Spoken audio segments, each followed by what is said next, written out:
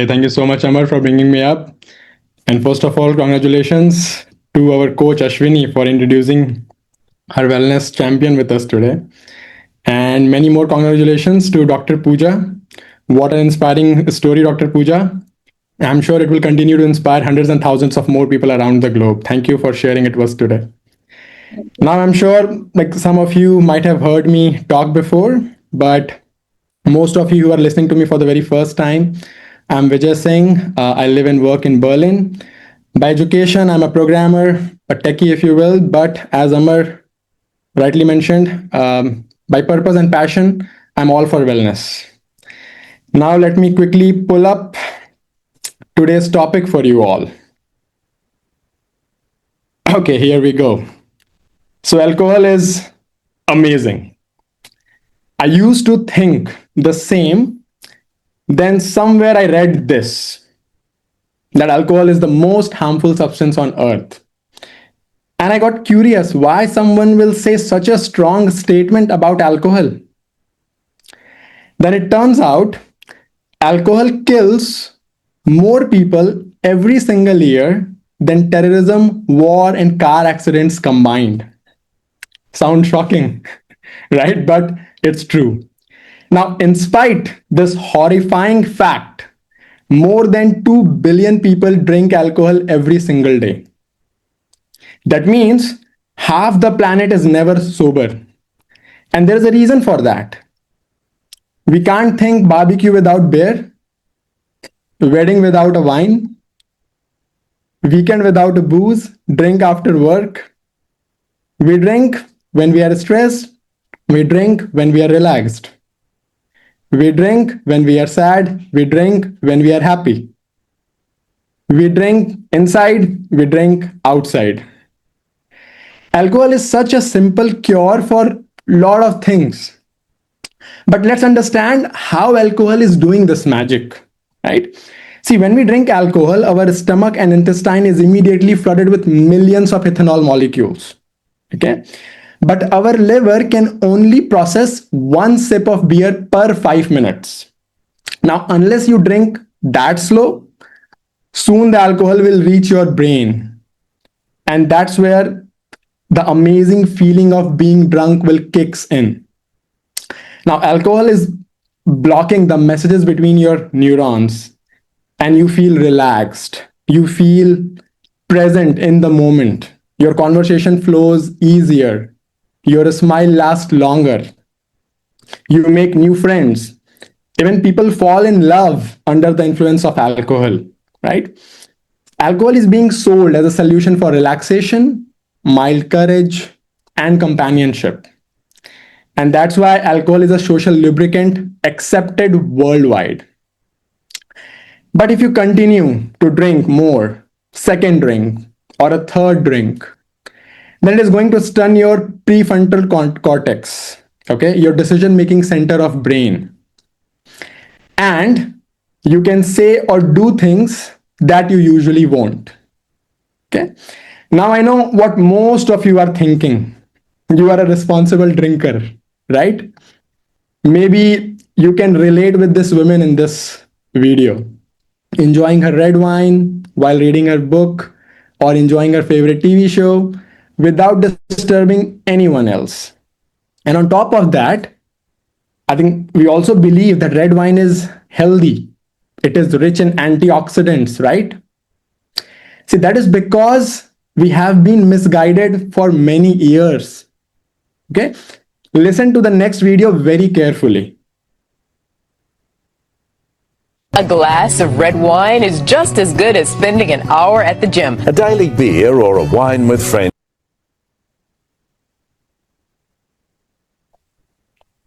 Okay, I'll play it one more time so that a glass of red wine is just as good as spending an hour at the gym. A daily beer or a wine with friends can actually be good.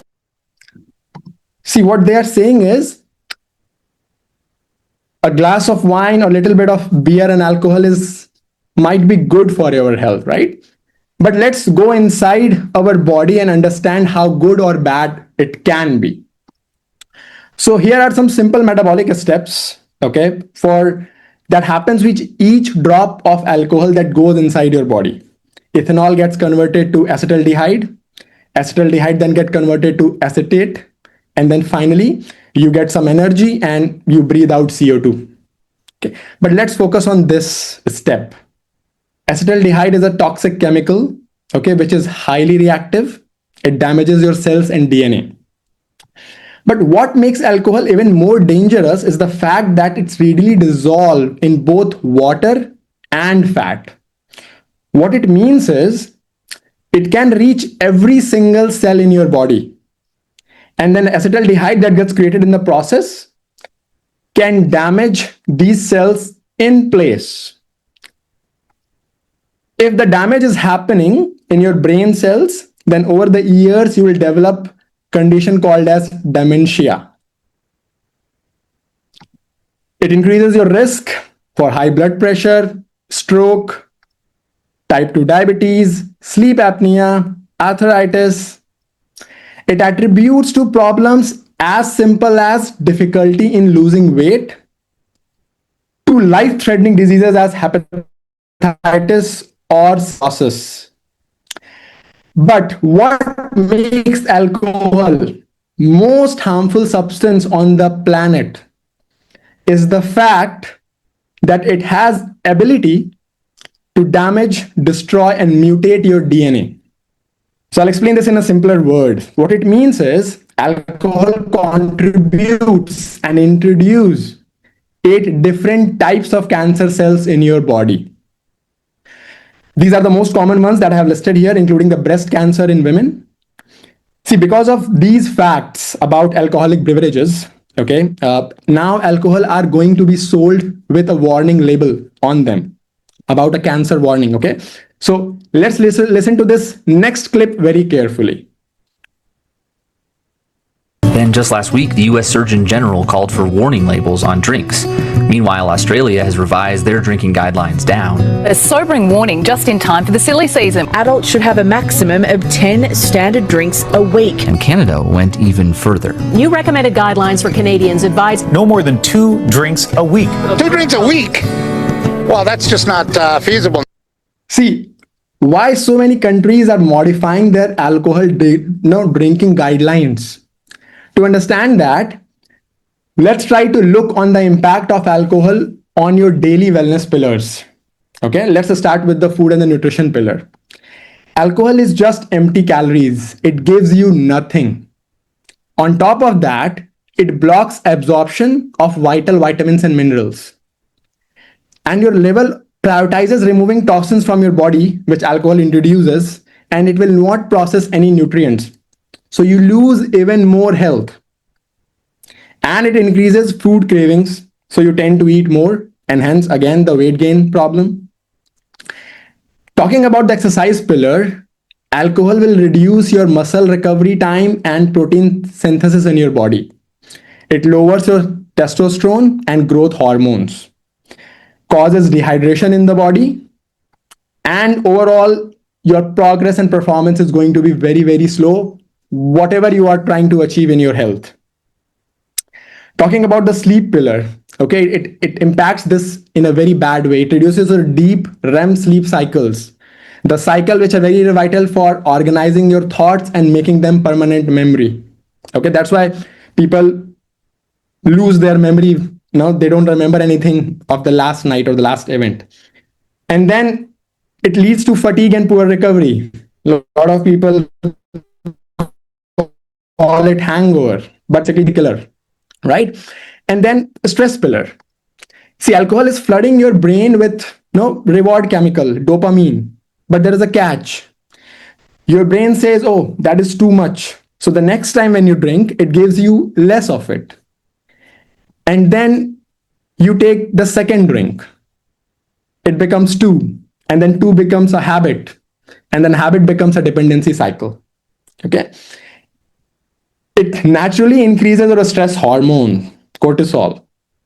Okay. So even if you just drink once a month, okay, your cortisol level will naturally start increasing in your body. Okay.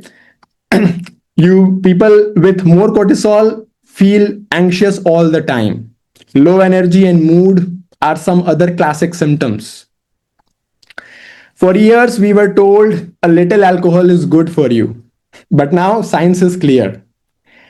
No level of alcohol consumption is safe.